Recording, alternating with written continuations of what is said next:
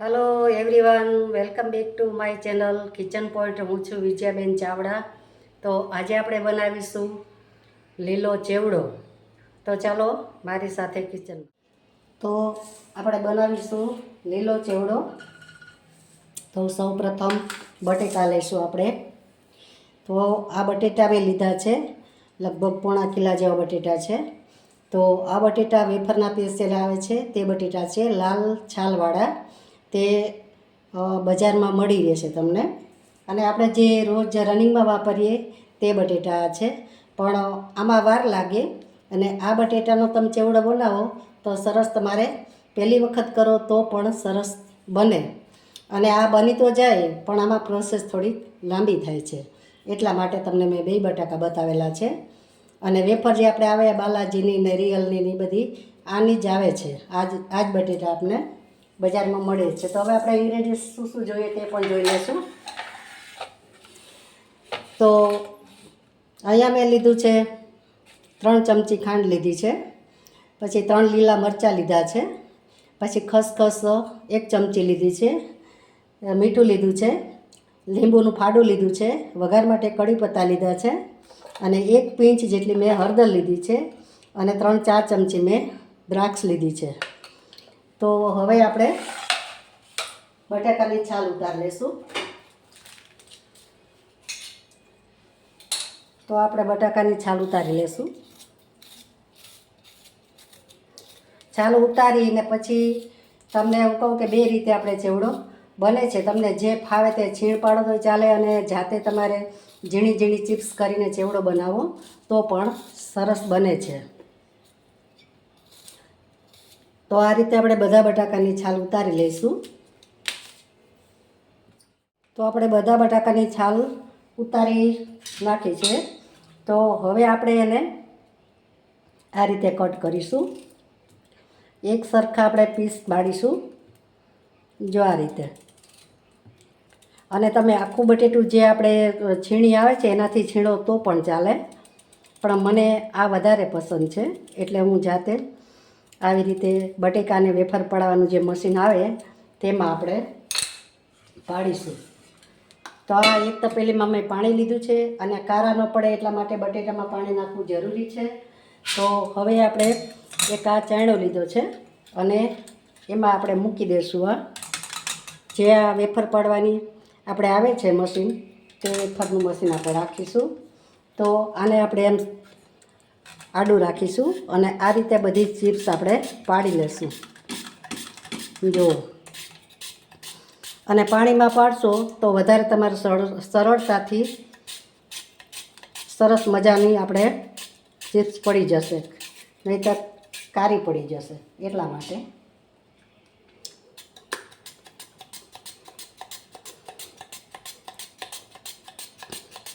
તો જો આ રીતે બધી આપણે ચિપ્સ પાડી લઈશું.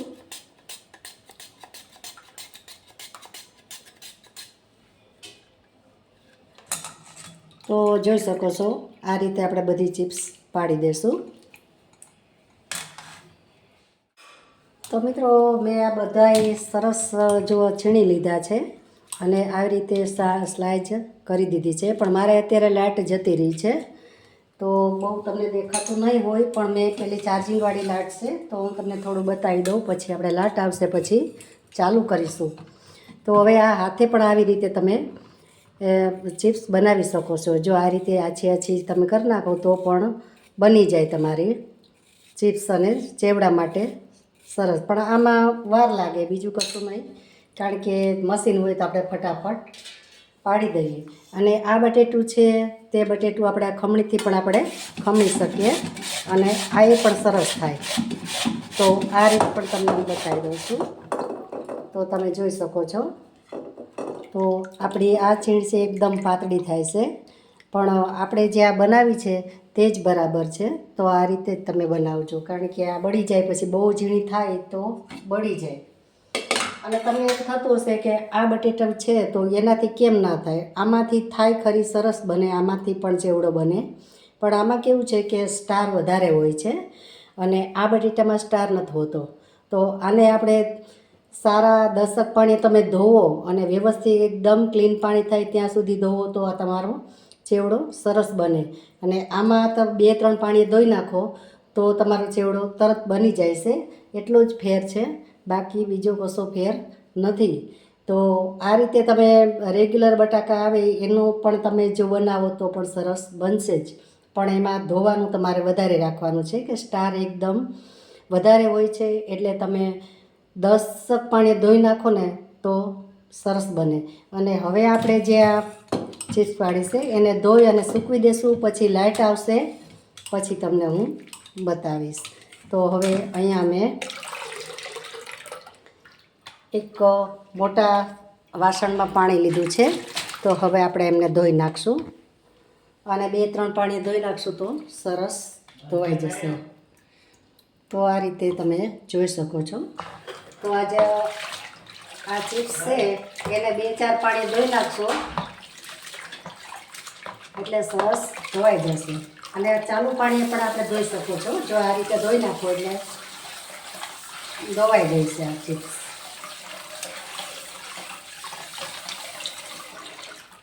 તો હવે આપણે એને સૂકવી દેશું એક કાપડમાં અને કોરી થાય પછી આપણે તળવાની છે.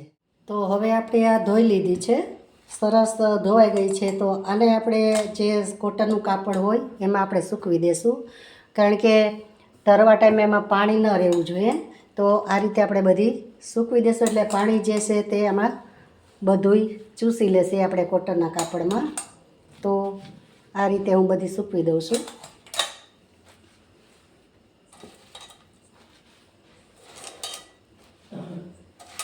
તો તમને ઝાંખું દેખાતું હશે વિડીયામાં, કારણ કે અમારે લાઇટ જતી રહેશે, પણ આમાં પ્રોસેસ લાંબી હોય છે એટલા માટે મેં ખાલી સૂકવવાનો વિડીયો મેં આમાં લઈ લીધો છે.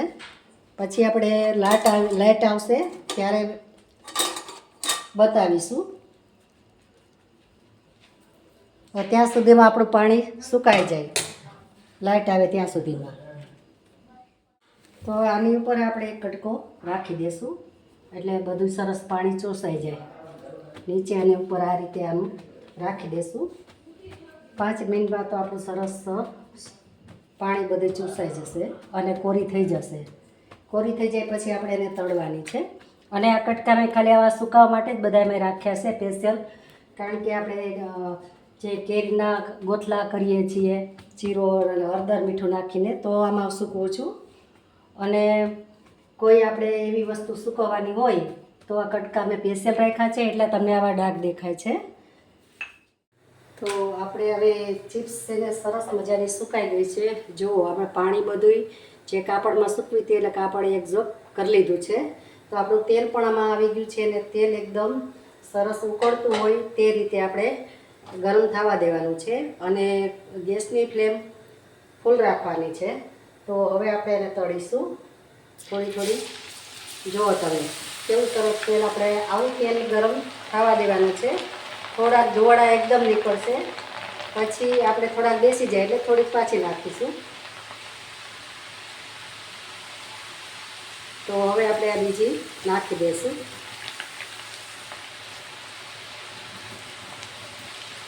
હવે આને ઘડીક વાર એકદમ ખાસ જ રાખવાનું છે ગેસ. ફૂલ ગેસ રાખીશું તો સરસ આપણી કડક એવી ક્રિસ્પી થશે. અને અહીંયા મેં 1 વાટકી મીઠું લીધું છે. તો મીઠું હવે આપણે આ વાટકીમાં પાણી લઈશું અને એમાં મીઠું નાખીને ઉગાડી દઈશું, કારણ કે આપણે આમાં નાખવાનું છે પાણી મીઠાનું. તો આને આપણે ઉગાડીને થોડીક આપણી અડધી એવી આપણી ચડી જાય, વેફર તળાઈ જાય પછી આપણે એમાં મીઠાનું પાણી ઉમેરી દઈશું, એટલે મીઠું આપણે વેફરમાં બેસી જાય. જે આપણી ચિપ્સ તળાય છે એમાં મીઠું સરસ મજાનું એક સરખું બેસી જાય એ માટે આપણે મીઠાનું પાણી કરીને રાખી દીધું છે.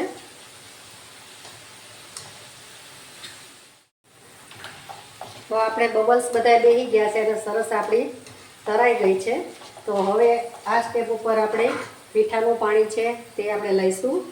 તો મીઠું આપણું ઓગળી ગયું છે પાણીમાં, અને હાથ તમારે હંમેશા ઊંચો જ રાખજો, કારણ કે પાણી નાખશો એટલે એકદમ છાંટા ઉઠશે. તો 1 ચમચી આપણે પાણી નાખી દઈશું મીઠાનું અને હલાવી. જો અવાજ કેવો આવે તો આ રીતે આપણે પ્રોસેસ કરવાની છે. તો જો અવાજ તમને આવે છે ને,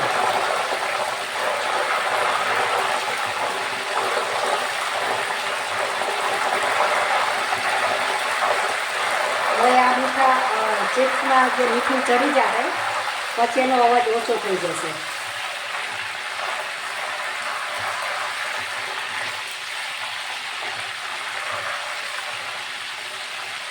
તો વિડીયોને સ્કીપ કર્યા વગર તમે એન્ડ સુધી મારો વિડીયો જોજો, તો તમે પણ આ રીતે બનાવી શકશો.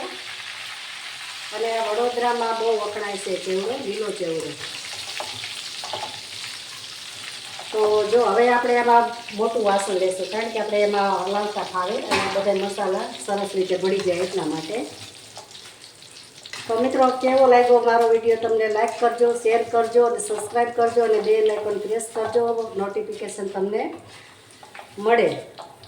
અને કોમેન્ટ જરૂર કરજો.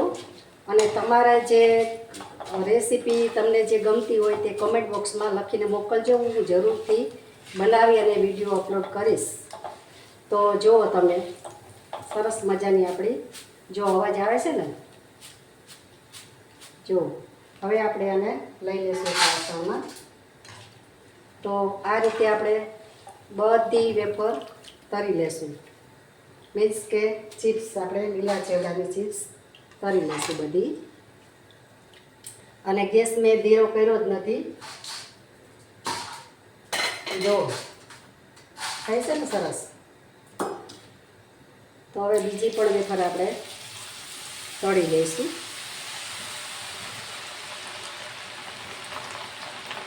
જેટલી સમાય એટલી નાખવાની. તો આ પણ તમે જુઓ છો, જો એવી કુરકુરી સરસ મજાની ચિપ્સ આપણી તળાઈ ગઈ છે. તો આ રીતે બધી આપણે તળી લઈશું, પછીની પ્રોસેસ આપણે લઈશું. હવે આપણી બધી વેફર તળાઈ ગઈ છે, તમે જોઈ શકો છો. તો જો આ રીતે બધી વેફર તળાઈ ગઈ છે. ને જેટલી તમે આ તરો છો ચિપ્સ, એટલી જે કઢાઈમાં તમે હમાય એટલી લેવાની છે. અને મીઠાનું પાણી તમે જે નાખો અંદર, તો તમારે માપથી જ લેવાનું છે, કારણ કે નહીંતર તમારી વેફર ખારી થઈ જશે અથવા તો મોરી રહેશે. તો તમારે એક માપથી જ મીઠાનું પાણી લેવાનું છે. તો મેં અહીંયા 1 ચમચીનો માપ રાખેલો છે. તો તમારું કઢાઈ કેવડી છે, તમે કેટલી વેફર નાખાશો એ ઉપર આધારિત રહેશે. તો 1 ચમચી મેં નાખો એટલે સરસ આપણી બહુ ખારી નહીં, બહુ મોરી નહીં, એ રીતે આપણે ચિપ્સ તળાઈ જશે. હવે આપણે વઘાર મૂકીશું. તો આ મેં ગરમ કરવા રાખી દીધું, કારણ કે વિડીયો બહુ લાંબો થઈ જાય એટલા માટે. તો આપણે વઘાર માટે 1 ચમચી, નાની એવી 2 ચમચી તેલ લેશું. પછી એમાં લઈશું આપણે તલ. આ તલ લઈશું. તલ તમને બતાવતા ભૂલી ગઈ હતી. તો આપણે વઘારમાં તલ લેવાના છે. પછી લઈશું કડી પત્તા, પછી લઈશું લીલા મરચાં. હવે એને હલાવી લઈશું.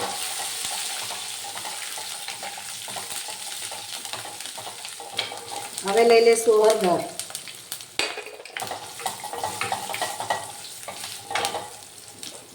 પછી લઈશું પાણી. આપણે અહીંયા અડધો ગ્લાસ પાણી લેવાનું છે. આપણે મીઠું ઉમેરવાનું નથી, કારણ કે મીઠું આપણે વેફરમાં લઈ લીધું છે એટલા માટે. તો હવે એને આપણે ગેસ થોડીક ફ્લેમ વધારી દઈશું, એટલે ઉકળે આપણું પાણી. હવે જેમાં મોરસ લીધી હતી ખાંડ, એ ખાંડ લઈ લેશું.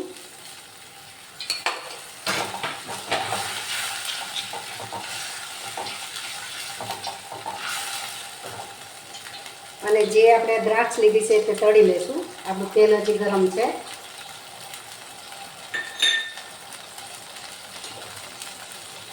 એ ધીરે ધીરે તળાઈ જશે.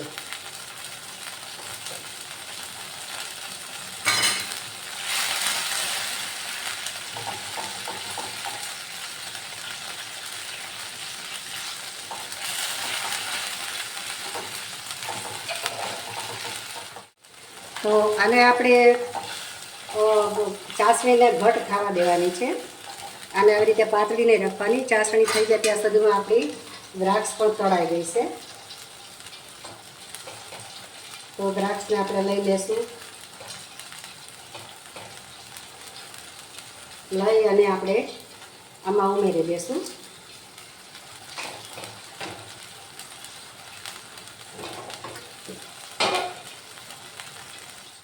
તો ચાસણી થોડીક આપણી ઘટ થઈ ગઈ છે. વઘાર આપણે જે ખાંડ નાખી છે એના હિસાબે. તો હવે અત્યારે જે આ લીંબુનો રસ છે મેં અડધું ફાડું જેવું, એટલે મીન્સ કે 1 ચમચી જેવો આપણે લીંબુનો રસ લઈ લેશું અને આમાં ઉમેરી દઈશું અને મિક્સ કરી દઈશું. અને હજી આપણે થોડી વાર વઘારને પાકવા દઈશું. તો વઘાર આપણો રેડી છે, બની ગયો છે. તો હવે આપણે એને ગેસ બંધ કરીને ઉતારી લઈશું અને આપણે ડાયરેક્ટ હવે વઘારને જે આપણે આ બનાવેલી છે ચિપ્સ તળેલી એમાં લઈ લેશું.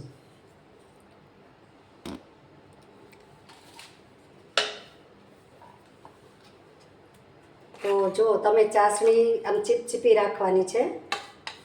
તો આ રીતે બધો વઘાર આપણે રેડી દઈશું.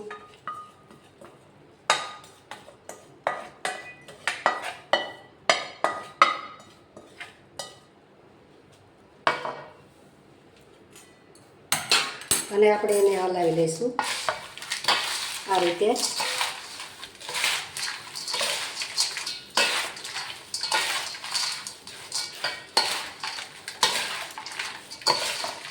તો બધું આપણે મિક્સ સરસ રીતે થઈ જાય. આપણો જે મસાલો છે અંદર એ મિક્સ થઈ જાય ત્યાં સુધી આપણે એને હલાવી લઈશું.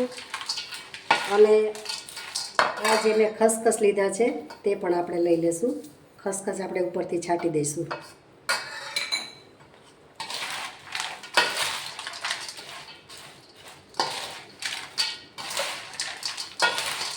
તો જુઓ તમે, બન્યો છે ને સરસ. અને સરળ રીત છે, સીધી રીત છે અને સહેલી રીત છે સાવ. તમે પહેલી વાર બનાવશો તો પણ તમારો ચેવડો સરસ બનશે. તો આપણે બધું મિક્સ થઈ ગયું છે, કલર પણ સરસ આવી ગયો છે. હવે એમાં આપણે ગાર્નિશ કરીશું દ્રાક્ષથી અને લીંબડીના પાનથી. તો રેડી છે આપણો ચેવડો. અને આ ચેવડાને આપણે વડોદરાનો લીલો ચેવડો કહેવામાં આવે છે અને પ્રખ્યાત વડોદરાના ચેવડા તરીકે છે.